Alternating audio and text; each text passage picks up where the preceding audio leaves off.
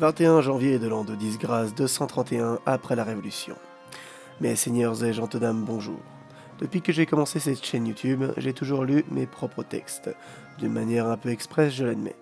Mais pour cette vidéo, je vais vous lire un texte qui n'est pas de moi, et bien les dernières paroles de notre roi. Testament du roi Louis XVI. Au nom de la très sainte Trinité, du Père, du Fils et du Saint-Esprit. Aujourd'hui est 25e jour de décembre 1792. Moi, Louis XVI du nom, roi de France, étant depuis plus de 4 mois enfermé avec ma famille dans la tour du Temple à Paris, par ceux qui étaient mes sujets, privé de toute communication quelconque, même depuis le 11 du courant avec ma famille. De plus, impliqué dans un procès dont il est impossible de prévoir l'issue à cause des passions des hommes, et dont on ne trouve aucun prétexte, ni moyen d'aucune loi existante, n'ayant que Dieu pour témoin de mes pensées et auquel je puisse m'adresser. Je déclare ici et à présent mes dernières volontés et mes sentiments. Je laisse mon âme à Dieu mon Créateur, et je le prie de la recevoir dans sa miséricorde, de ne pas la juger d'après ses mérites, mais par ceux de notre Seigneur Jésus-Christ qui s'est offert en sacrifice à Dieu son Père, pour nous autres hommes, quelque indignité que nous en fussions, et moi le premier. Je meurs dans l'union de notre Sainte Mère, l'Église catholique, apostolique et romaine, qui tient ses pouvoirs par une succession non interrompue de Saint-Pierre auxquels Jésus-Christ les avait confiés. Je crois fermement et je confesse tout ce qui est contenu dans le symbole et les commandements de Dieu et de l'Église, les sacrements et les mystères, tels que l'Église catholique les enseigne et les a toujours enseignés. Je n'ai jamais prétendu me rendre juge dans les différentes manières d'expliquer les dogmes qui déchirent l'Église de Jésus-Christ.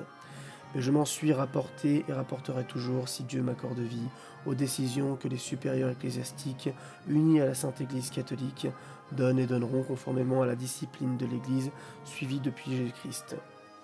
Je plains de tout mon cœur nos frères qui peuvent être dans l'erreur, mais je ne prétends pas les juger, et je ne les aime pas moins tous en Jésus-Christ, suivant ce que la charité chrétienne nous l'enseigne. Je prie Dieu de me pardonner tous mes péchés. J'ai cherché à les connaître scrupuleusement et les détester, à m'humilier en sa présence, ne pouvant me servir du mystère d'un prêtre catholique. Je prie Dieu de recevoir la confession que je lui en ai faite, et surtout le repentir profond que j'ai d'avoir mis mon nom, quoique cela fût contre ma volonté, à des actes qui peuvent être contraires à la discipline et à la croyance de l'Église catholique, à laquelle je suis toujours resté sincèrement uni de cœur. Je prie Dieu de recevoir la ferme résolution où je suis.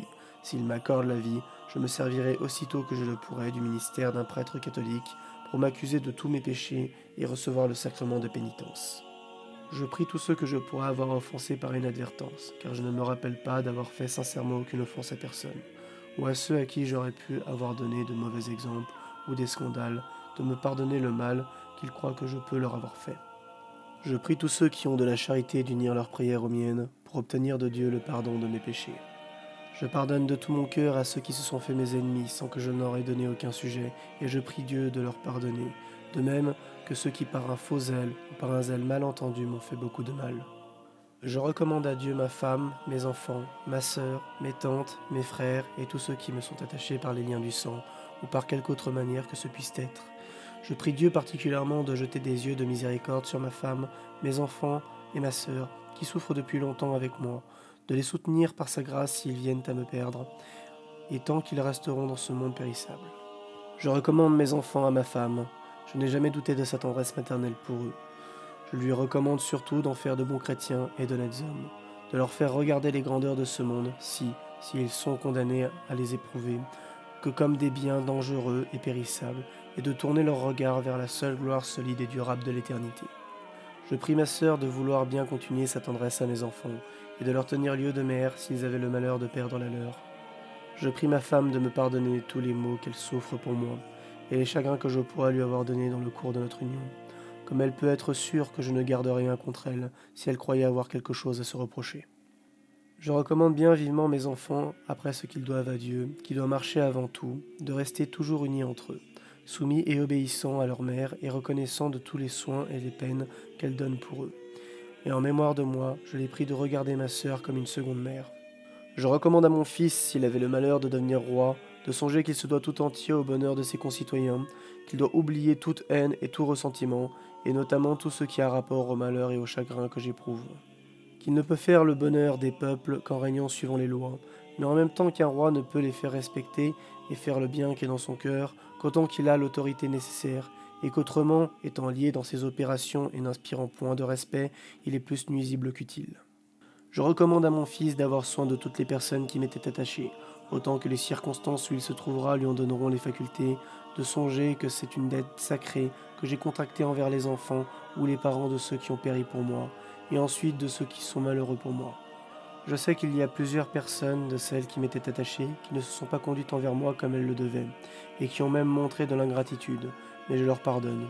Souvent, dans les moments de trouble et d'effervescence, on n'est pas maître de soi, et je prie mon fils, si on trouve l'occasion, de ne songer qu'à leur malheur. Je voudrais pouvoir témoigner ici ma reconnaissance à ceux qui m'ont montré un véritable attachement et désintéressé. D'un côté, si j'étais sensiblement touché de l'ingratitude et de la déloyauté de gens à qui je n'avais jamais témoigné que des bontés, à eux et à leurs parents ou amis. De l'autre, j'ai eu la consolation à voir l'attachement et l'intérêt gratuit que beaucoup de personnes m'ont montré. Je les prie d'en recevoir tous mes remerciements. Dans la situation où sont encore les choses, je crains de les compromettre si je parlais plus explicitement. Mais je recommande spécialement à mon fils de rechercher les occasions de pouvoir les reconnaître. Je croirais calomnier cependant les sentiments de la nation, si je recommandais ouvertement à mon fils, Madame de Chamilly et Hue, que leur véritable attachement pour moi avait porté à s'enfermer avec moi dans ce triste séjour, et qui ont pensé en être les malheureuses victimes. Je lui recommande aussi Cléry, des soins duquel j'ai eu tout lieu de me louer depuis qu'il est avec moi. Comme c'est lui qui est resté avec moi jusqu'à la fin, je prie Madame de la Commune de lui remettre mes hardes, mes livres, ma montre, ma bourse et les autres petits effets qui ont été déposés au conseil de la Commune. Je pardonne encore très volontiers à ceux qui me gardent, les mauvais traitements et les gênes dont ils ont cru devoir user envers moi. J'ai trouvé quelques âmes sensibles et compatissantes, que celles-là jouissent dans leur cœur de la tranquillité que doit leur donner leur façon de penser. Je prie Madame de Malesherbes, Tronchet et de Sèze de recevoir ici tous mes remerciements et l'expression de ma sensibilité pour tous les soins et les peines qu'ils se sont donnés pour moi. Je finis en déclarant devant Dieu et prêt à paraître devant lui que je ne me reproche aucun des crimes qui sont avancés contre moi. Je meurs innocent de tous les crimes qu'on m'impute. Je pardonne aux auteurs de ma mort. Je prie Dieu que le sang que vous allez répandre ne retombe pas sur la France. Louis XVI, roi de France, 21 janvier 1789, Paris, place de la Révolution, 10h22. Louis XVI est mort en martyr, assassiné par une minorité d'extrémistes et de traîtres. Son sang, versé par ces usurpateurs, s'est répandu sur la France et a coulé à travers les siècles jusqu'à nous. Ces dernières paroles témoignent de la miséricorde et de la grandeur d'âme de celui que les chiens de républicains appellent un tyran. Je vous ai lu ce texte comme il est lu chaque année par tous ceux qui défendent la mémoire de notre patrie et qui luttent toujours, depuis 231 ans maintenant, à la restauration du royaume de France. Si je vous l'ai lu, une fois de plus, et vous invite également à le lire vous-même, ce n'est pas simplement par tradition ou par devoir de mémoire, mais bien car il s'agit du rappel d'un combat qui perdure à travers l'histoire. En lisant ce testament chaque année, nous disons à notre bon roi Louis XVI, bienheureux au ciel, que non seulement il n'est pas mort en vain, mais que ses paroles prononcées ce funeste 21 janvier 1789 résonnent à travers les époques, traversant les épreuves qui nous sont imposées. Pour toujours et à jamais, gloire et honneur au roi Louis XVI. Pour Dieu, la France et le roi.